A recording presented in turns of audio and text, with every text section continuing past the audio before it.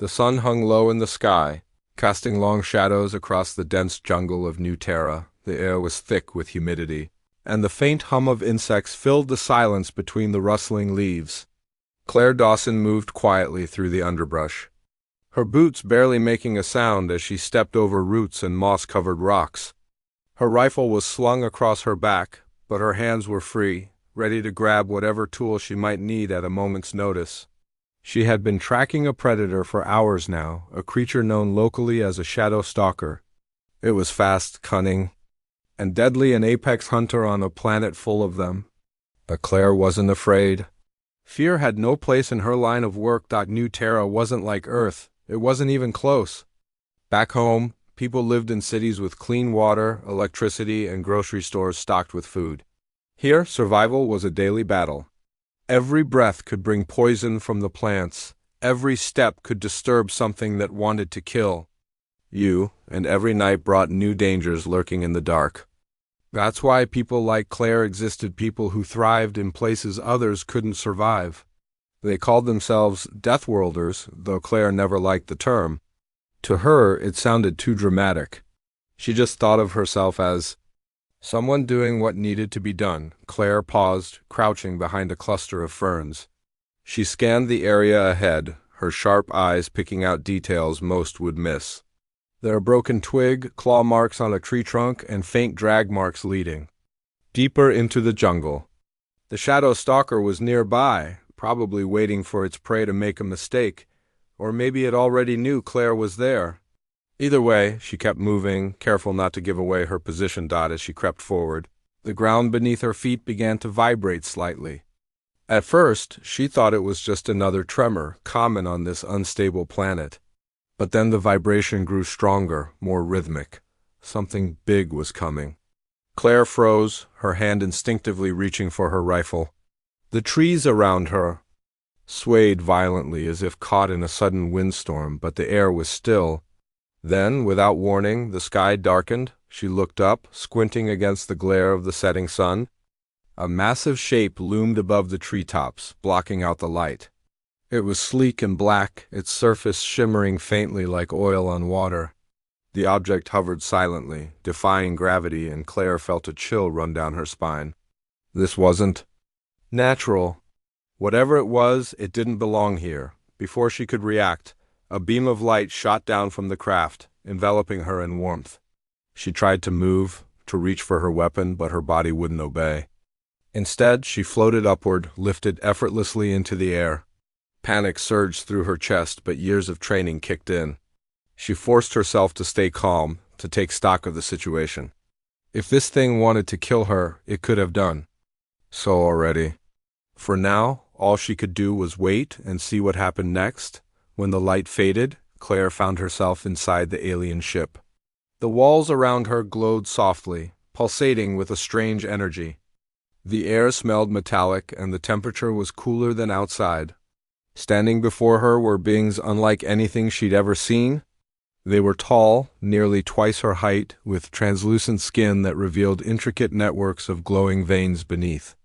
Their faces were smooth and featureless except for a pair of large, luminous eyes that seemed to pierce straight through her soul. One of them stepped forward, towering over her.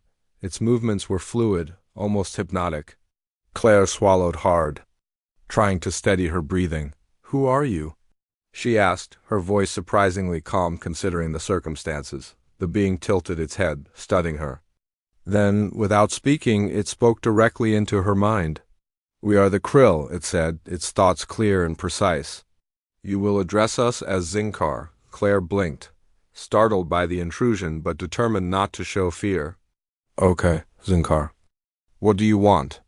"Your kind has been observed," the alien continued, ignoring her question. Your actions are destructive. Your weapons bring chaos. You must lay down your arms or face annihilation. Claire frowned, confused. "What are you talking about?" "We're just trying to survive here." "Survival does not require violence," Zinkar replied coldly. Your species relies on tools of death." "This is unacceptable." Claire shook her head, frustration bubbling to the surface. "Look, I don't know where you came from, but this isn't some peaceful paradise." Out here we need weapons to protect ourselves. Without them, we die. Zinkar's expression or lack thereof didn't change. Prove it, it demanded. Asterisks show us that your kind can exist without these tools of destruction. Fail, and your world will be erased. Claire opened her mouth to argue, but before she could say anything, the aliens turned away, their forms shimmering as they vanished into the glowing walls. Left alone in the strange, pulsating chamber, Claire let out a shaky breath. She had no idea what to do next, but one thing was certain. The stakes had just gotten much higher. Back on the jungle floor, word of the alien encounter spread quickly. By the time Claire returned to the colony, everyone was talking about it. Some believed her story, while others dismissed it as a wild tale meant to distract from the real problems facing the settlement. Nathan Cole, a former soldier with a fiery temper, stood at the center of the debate, rallying those who thought humanity should fight back. They think they can just waltz in here and tell us what to do. Nathan shouted, pacing in front of a crowd gathered outside the main building. We faced worse odds before. We can take them. Rachel Monroe, a scientist who had spent years studying New Terra's ecosystem, countered his argument. Fighting won't solve anything, she insisted, her tone calm but firm. If we provoke them, they'll destroy us. We need to find a way to communicate, to show them we're not what they think. Claire listened to both sides, feeling torn. On one hand, Nathan had a point, humans weren't ones to back down easily. But Rachel was right too. Provoking the aliens would only lead to disaster. As the discussion grew heated, Claire stepped forward, silencing the crowd. I don't know about fighting or negotiating, she began, her voice carrying authority despite her exhaustion. But I do know this. They chose me for a reason. They gave me a chance to prove something, to show them what it means to survive. Maybe that's our best shot. Her words quieted the group, leaving them to ponder their options. For now, the colony remained divided, unsure of how to proceed. But Claire knew one thing for certain. The aliens weren't going anywhere until they got what they wanted. And she was running out of time to figure out how to give it to them. The days that followed Claire's encounter with the aliens were tense and uncertain. The colony buzzed with activity, but beneath the surface, fear simmered like a low flame. People whispered about the krill, their strange demands, and what might happen if humanity failed to comply. Some worked harder than ever, preparing defenses or gathering supplies in case things turned violent. Others tried to go about their daily lives as if nothing had changed, though it was clear they were struggling to keep calm. Claire, meanwhile, found herself at the center of everything. She wasn't used to being the focus of attention. She preferred working alone, solving problems quietly without drawing notice. But now, everyone looked to her for answers, and she didn't have many to give. The weight of responsibility pressed down on her shoulders. Heavier with each passing hour, every morning, the alien ship hovered above the jungle, its presence impossible to ignore. It never moved far from the colony, always watching, waiting. Claire could feel Zinkar's gaze even when she couldn't see him. She knew the aliens were monitoring her every move, judging her actions, deciding whether humanity deserved to live or die. And yet, despite the pressure, she refused to panic. Panic wouldn't help anyone. Instead, she focused on finding a way to prove to the krill that humans weren't the monsters they seemed to believe. Nathan Cole, however, didn't share her patience. He was convinced that negotiation was a waste of time. They're testing us, he told anyone who would listen. They want to see if we'll roll over and play dead. Well, I'm not doing that. If they think they can push us around, they've got another thing coming. Nathan spent his days rallying supporters, organizing drills, and stockpiling weapons. His group grew larger by the day, attracting those who believed humanity's survival depended on strength, not diplomacy. They practiced combat tactics in the clearing outside the colony, shouting orders and firing blanks into the air. To them, the aliens were just another threat to overcome, no different from the predators lurking in the jungle. Rachel Monroe, the other hand, took a completely different approach. She spent hours poring over data, analyzing every detail of Claire's encounter with the krill. Her small lab was cluttered with notes, diagrams and recordings of Zinkar's telepathic messages. She hoped to find some clue, some pattern that might explain why the aliens had come and what they truly wanted. They're not mindless invaders, Rachel said during one of the heated debates that often broke out in the colony's central hall. They're intelligent beings. Maybe they're scared of us. Or maybe they don't understand us. Either way, violence won't solve anything. Nathan rolled his eyes. You think sitting around and talking is going to make them leave? They gave us an ultimatum. Lay down arms or face annihilation? That's not exactly an invitation to chat. And rushing into a fight isn't going to end well either, Rachel shot back. We don't even know what kind of technology they have. For all we know, they could wipe us out in seconds. Claire listened to their arguments silently, leaning against the wall with her arms crossed. She understood both sides. Nathan's desire to fight came from a place of pride and determination. He couldn't imagine surrendering to anyone, let alone an alien species. Rachel's push for peace stemmed from logic and caution. She knew how fragile their situation was and how easily it could spiral out of control, but neither approach felt right to Claire. There had to be another way. As the days passed, the tension between the two factions grew worse. Nathan accused Rachel of being naive, while Rachel called Nathan reckless. Their disagreements spilled into the streets, dividing the colony into two camps. Some people sided with Nathan, eager to defend themselves at any cost. Others supported Rachel, desperate to avoid bloodshed. A few tried to stay neutral, but neutrality was becoming harder to maintain. Through it all, Claire kept trying to communicate with the Krill. Each day she ventured into the jungle, hoping to catch their attention. Sometimes she spoke aloud, knowing they could hear her. Other times she simply stood still, letting them observe her actions. She showed them how she hunted for food, built shelters, and avoided danger without resorting to unnecessary violence.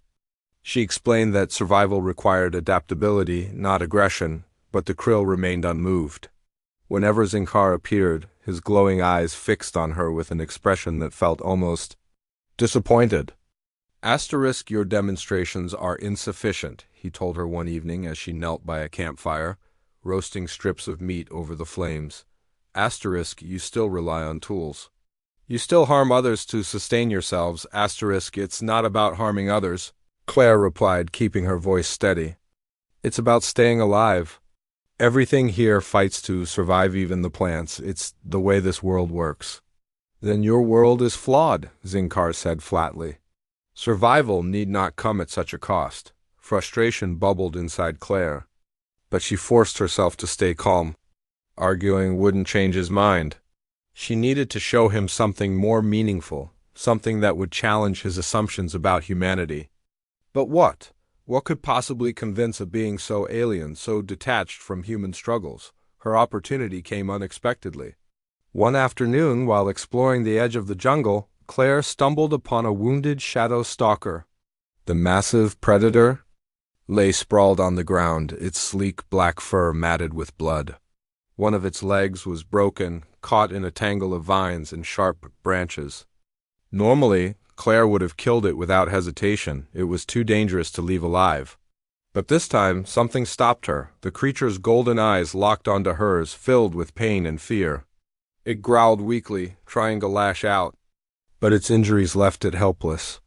Claire hesitated, her knife poised in her hand. Then slowly she lowered it. She didn't know why she made the decision, but once it was made, there was no turning back. For the next several hours, Claire worked carefully to free the shadow stalker. She cut away the vines trapping its leg, applied a makeshift splint too, stabilized the break, and cleaned its wounds as best she could. The creature fought her at first, snapping its jaws and thrashing wildly, but eventually it calmed down, seemingly realizing she meant no harm. When she finished, she stepped back, giving it space to recover. The Krill arrived moments later, drawn by the unusual scene. Zinkar emerged from the shadows, his translucent form shimmering faintly in the dim light. He studied the injured shadow stalker, then turned his gaze to Claire. Why did you spare it? He asked, his telepathic voice tinged with curiosity. Because It deserved a chance, Claire answered honestly. And just like us. Zinkar was silent for a long moment, his expression unreadable. Then he spoke again, his tone softer than before. Asterisk, perhaps your kind is capable of compassion after all. But compassion alone will not suffice? We require proof of your willingness to abandon violence entirely. Asterisk, Claire nodded, understanding the gravity of his words. Compassion was a start, but it wasn't enough. The Krill wanted absolute commitment, a demonstration so profound it would leave no room for doubt. And Claire knew exactly what that demonstration would have to be. That night, she sat alone in her cabin, staring at the ceiling as she thought through her plan.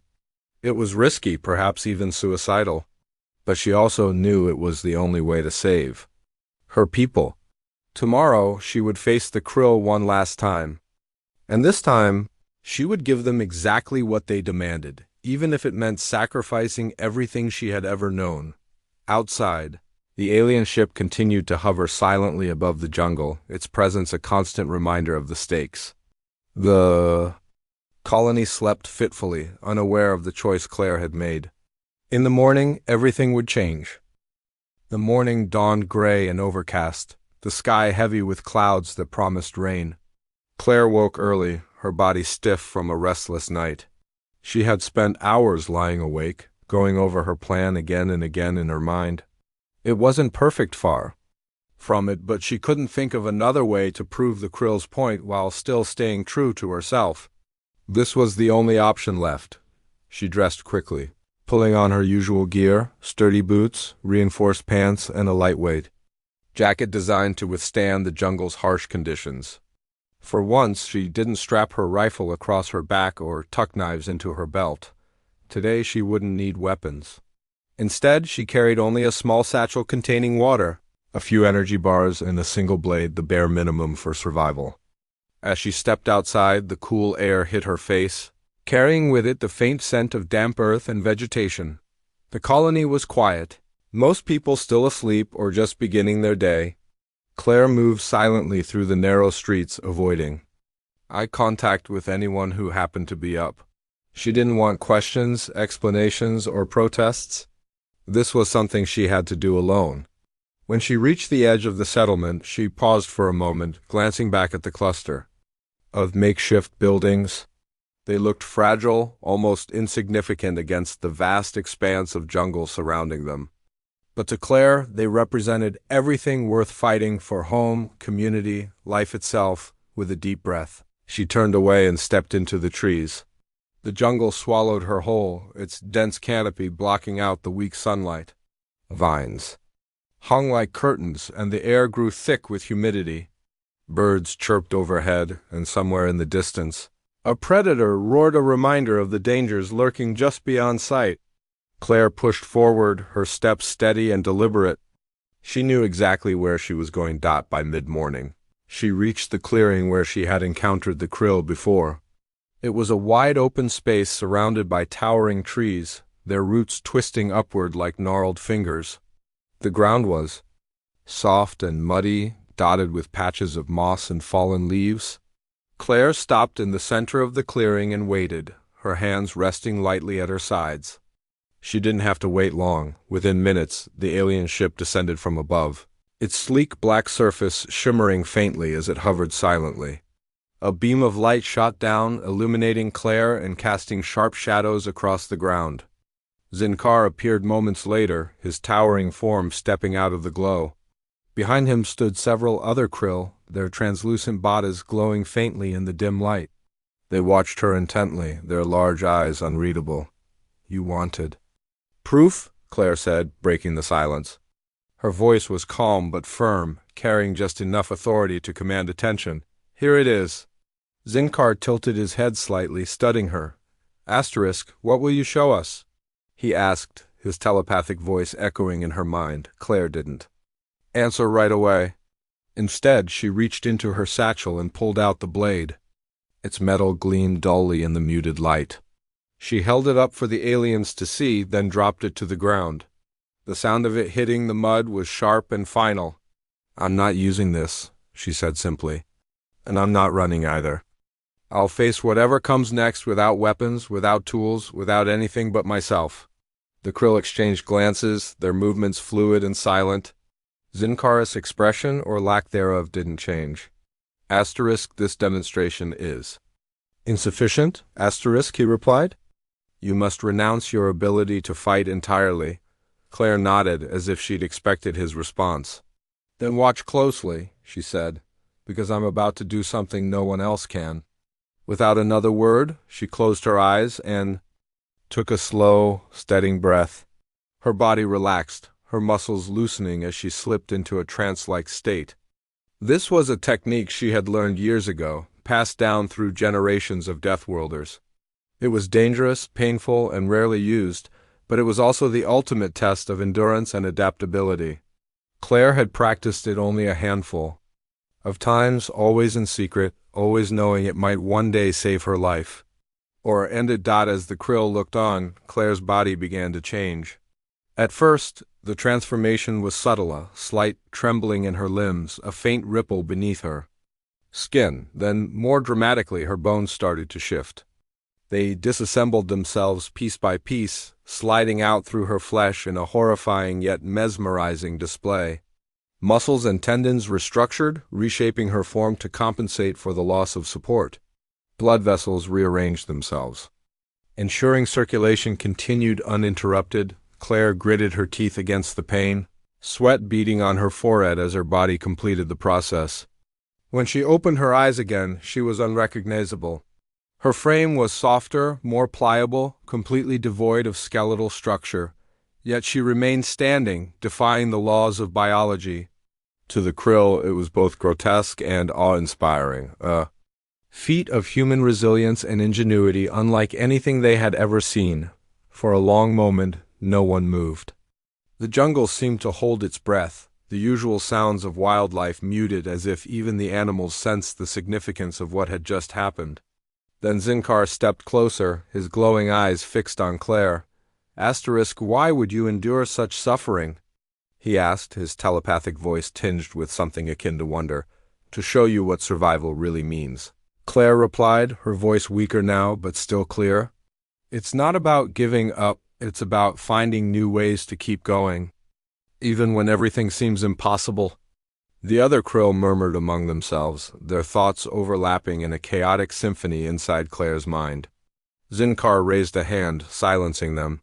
He studied Claire for a moment longer, his expression inscrutable.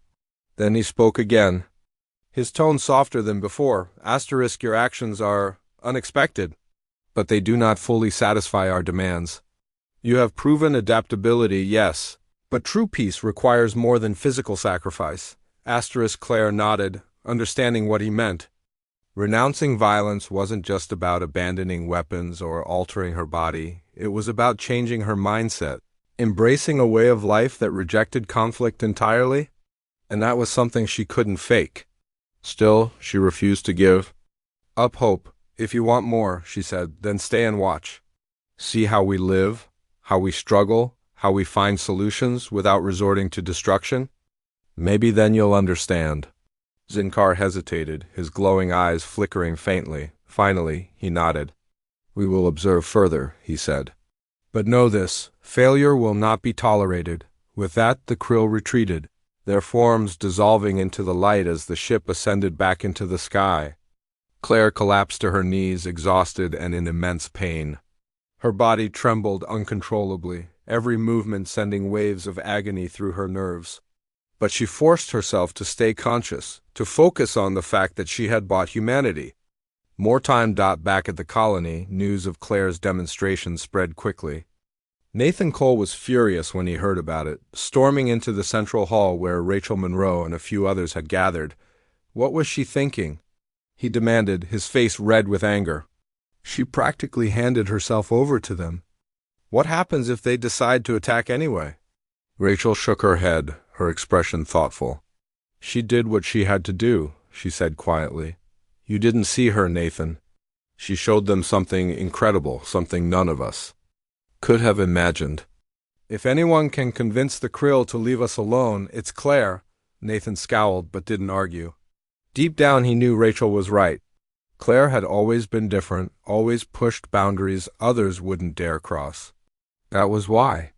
She was chosen, why the Krill focused on her. Whether her sacrifice would be enough remained to be seen. As the hours passed, the colony settled into an uneasy calm.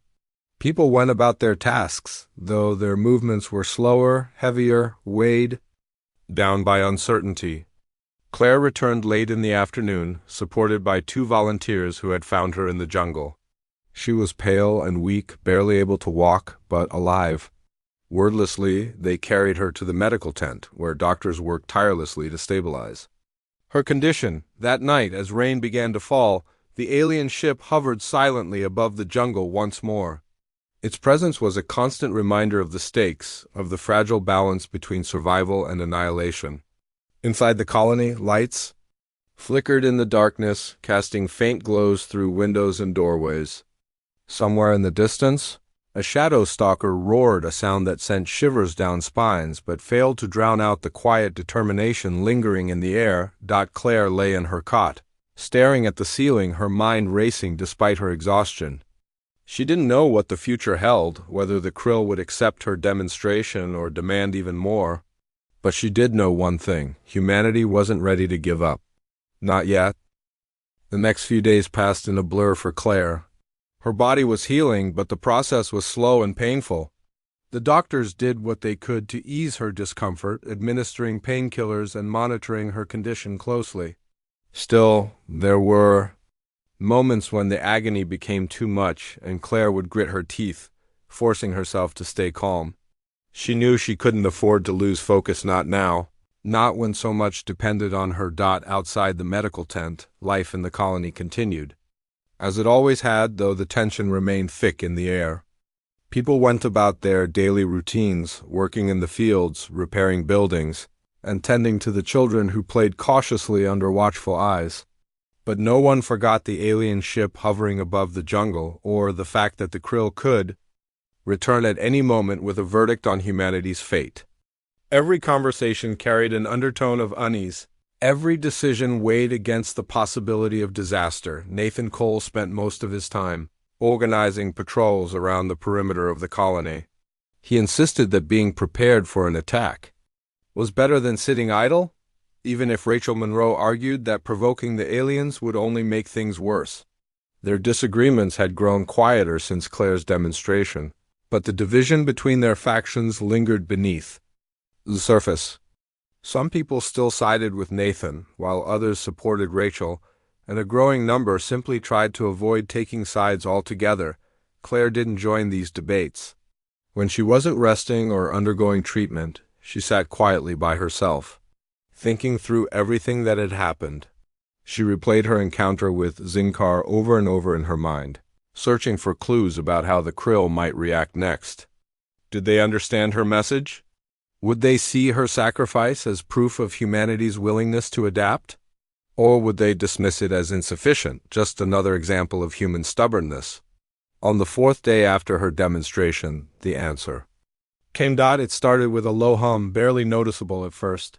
Claire was sitting outside the medical tent, leaning against a post for support, when the sound reached her ears.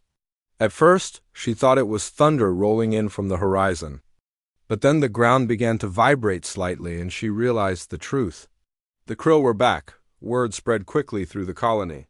People stopped what they were doing and turned their heads toward the jungle, where the alien ship descended. Once again. This time, it landed in a clearing closer to the settlement, its sleek black form casting a shadow over the nearby trees. A group of colonists gathered nervously near the edge of the jungle, watching as several Krill emerged from the craft.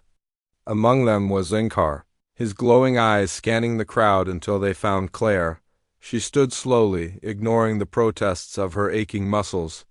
"Stay here," she told the others, her voice firm despite her weakened state.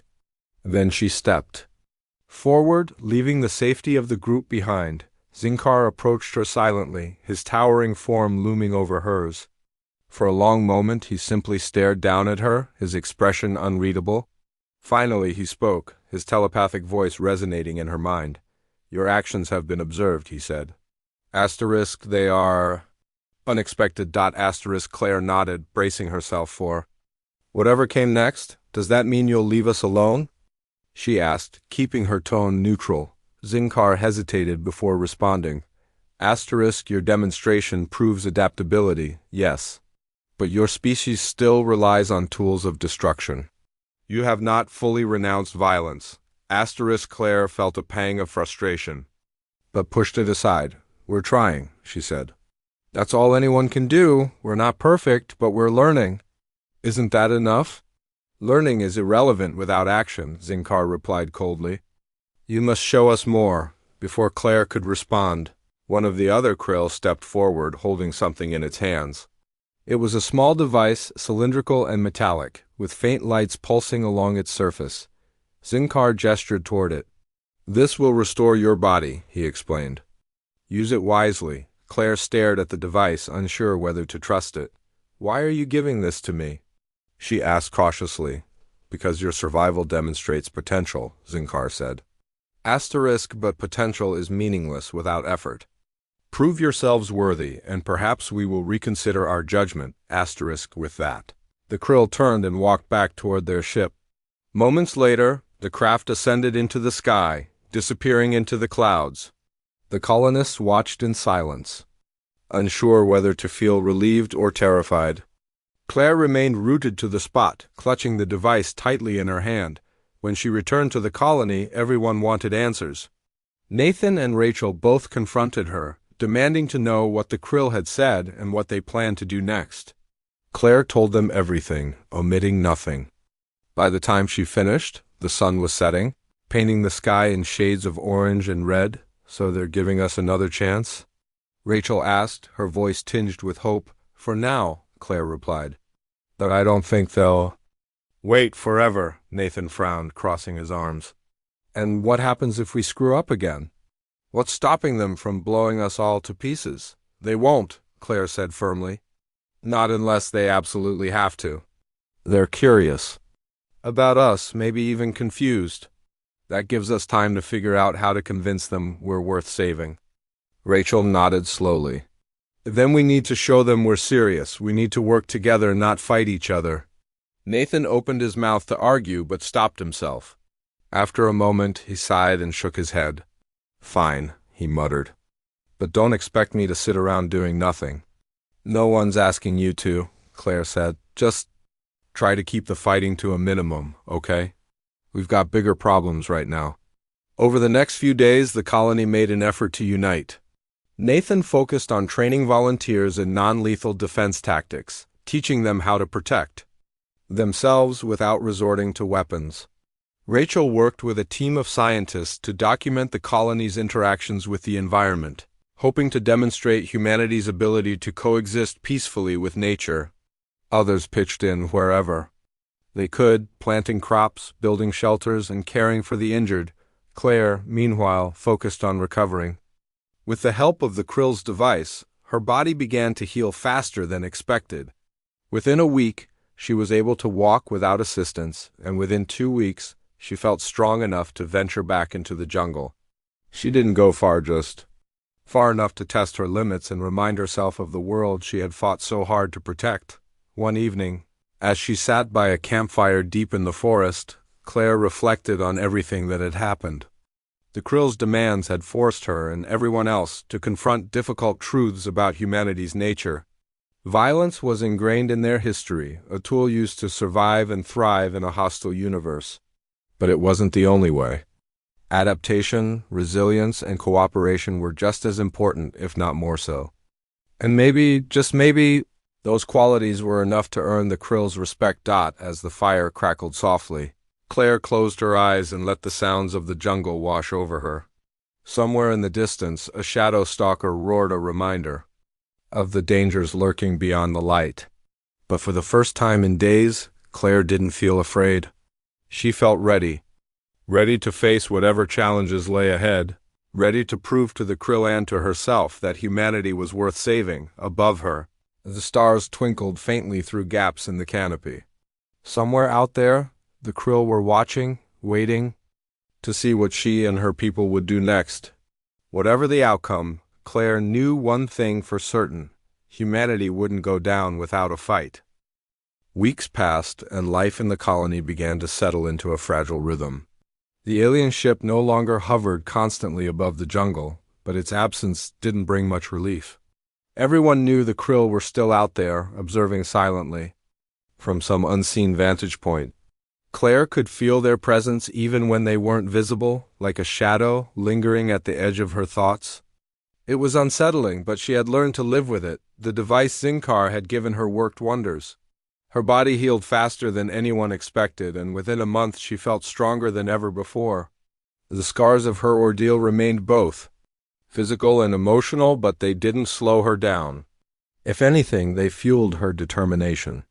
She spent her days helping others adapt to the new reality, teaching them how to survive without relying on weapons or aggression. It wasn't easy, especially for those who had grown up believing strength came only through force. But slowly, people began to change. Nathan Cole was one of the hardest to convince. He still believed that humanity's survival depended on power and readiness to fight. "What happens if they come back?" he asked during one of their heated discussions. "What if they decide we're not good enough?" "Then what?" "Then we deal with it," Claire replied calmly. Until then, we focus on what matters. We show them we're more than just fighters. We're builders, thinkers, survivors." Nathan shook his head, unconvinced. "You're putting too much faith in creatures we don't even understand. And you're letting fear dictate your actions," Claire shot back. "That's exactly what they're testing us for, to see if we can rise above our instincts." Rachel Monroe chimed in, her voice gentle but firm. "Claire's right. Violence is an instinct, yes, but so is cooperation, so is adaptation. That's what makes us human, and that's what we need to prove." Nathan didn't argue further, though his frustration lingered. Over time, however, he started to soften. Watching Claire lead by example made him realize that strength wasn't always about wielding a weapon. Sometimes it was about standing your ground even when everything inside you screamed to run or fight. The colony itself transformed under this new mindset. People worked together in ways they never had before. Farmers shared crops with hunters, who in turn provided food for builders constructing sturdier shelters. Children played games that emphasized teamwork rather than competition, learning early on the value of unity over division. Even small acts of kindness became more common, a neighbor lending tools, a stranger offering help carrying firewood. These changes might have seemed minor, but to Claire, they represented something profound: humanity's capacity to evolve. One afternoon, while exploring the jungle, Claire stumbled upon evidence of the krill's continued observation. Deep in a secluded part of the forest, she found strange markings etched into the bark of trees, symbols glowing faintly, pulsing with the same energy as the alien ship. She traced her fingers over one of the symbols, feeling a faint warmth beneath her touch. It was clear the krill were watching closely, recording every detail of how humans lived and interacted. Instead of being unnerved, Claire felt a spark of hope. If the krill cared enough to leave these markers, it meant they hadn't written humanity off yet. They were still curious, still weighing their decision. That gave her and everyone else more time to prove themselves worthy. Back at the colony, Claire called a meeting. She gathered everyone in the central clearing where Nathan, Rachel, and several other leaders stood ready to listen. "We've been working hard," she began, her voice carrying authority despite her quiet tone. "And I think we've made progress. But we can't stop now, not when so much is at stake." "What do you mean?" someone asked from the crowd. "I mean we need to take things a step further," Claire explained. "We've shown them we can survive without violence. Now we need to show them why we deserve to keep surviving, what makes us unique, what drives us to overcome challenges no matter how impossible they seem." Rachel nodded thoughtfully. "She's right. Survival isn't just about staying alive. It's about creating something meaningful, something worth preserving." "But how do we do that?" another person asked. Claire smiled faintly. "By building, by sharing, by showing them that we're not just individuals, we're a community. That's what separates us from predators like the Shadow Stalker. We don't just exist, we thrive together." Inspired by her words, the colonists threw themselves into new projects. Artists painted murals depicting scenes of cooperation and resilience. Engineers designed machines powered by renewable energy sources, demonstrating humanity's ability to innovate sustainably. Teachers organized classes for children, emphasizing creativity and problem-solving alongside basic skills. Even Nathan joined in, leading efforts to reinforce the colony's defenses, using non-lethal traps and deterrents instead of traditional weapons. As the weeks turned into months, the colony flourished in ways no one had anticipated. Morale improved, tensions eased, and a sense of purpose replaced the constant fear that had once gripped everyone. Claire took pride in seeing how far they'd come, knowing that each small victory brought them closer to convincing the Krill of humanity's worth. Then, one evening, as the sun dipped below the horizon, the alien ship returned. It descended silently into the jungle, its arrival announced only by the sudden hush that fell over the colony. Claire stepped forward, flanked by Nathan and Rachel, as the Krill emerged from the craft. Zinkar led the group, his glowing eyes scanning the scene before him. Behind him stood several other Krill, their forms shimmering faintly in the fading light. "You've observed us," Claire said, breaking the silence. Her voice was steady, confident. "Have we proven ourselves yet?" Zinkar tilted his head slightly, studying her. Your actions are commendable, he admitted. You have demonstrated adaptability, cooperation, and ingenuity. Yet questions remain. What kind of questions? Claire asked, her heart pounding. Do you truly understand the cost of survival? Zinkar replied. Or will you revert to old habits when faced with adversity? Claire hesitated, unsure how to respond. Before she could speak, Rachel stepped forward. We understand better than you think, she said. Survival isn't easy, never has been. But it's not just about enduring hardships. It's about finding meaning in the struggle, about becoming stronger because of it. That's what we've done here. Nathan added his voice, surprising everyone. And it's not just about us. It's about the future, the generations who will come after us. We owe it to them to try, even if we fail sometimes. Zinkar regarded them silently for a long moment. Then he raised a hand, signaling for his companions to retreat. As they turned toward their ship, he spoke one final time. Your species has potential, he said. Whether you fulfill it remains to be seen. For now, we will depart. But remember, the choice is yours. With that, the Krill boarded their ship and ascended into the sky, disappearing into the stars. The colonists watched in stunned silence, unsure whether to celebrate or mourn. Claire exhaled slowly, feeling a mix of relief and uncertainty wash over her. They're giving us a chance, she said finally, turning to face the others. A real chance, let's not waste it. Over the following weeks, the colony continued to grow and improve. People worked harder than ever, driven by the knowledge that their fate rested in their own hands. They built monuments to commemorate their struggles, planted trees to symbolize growth and renewal, and created stories to pass down to future generations. Life wasn't perfect, ever would be, but it was theirs. Claire often found herself sitting alone at the edge of the jungle, staring up at the night sky. She wondered if the Krill were still watching, if they approved of what they saw. Part of her hoped they would return someday, not as judges, but as allies. Until then, she vowed to keep moving forward, to keep proving that humanity was worth saving, because survival wasn't just about living. It was about thriving, and Claire Dawson intended to do both.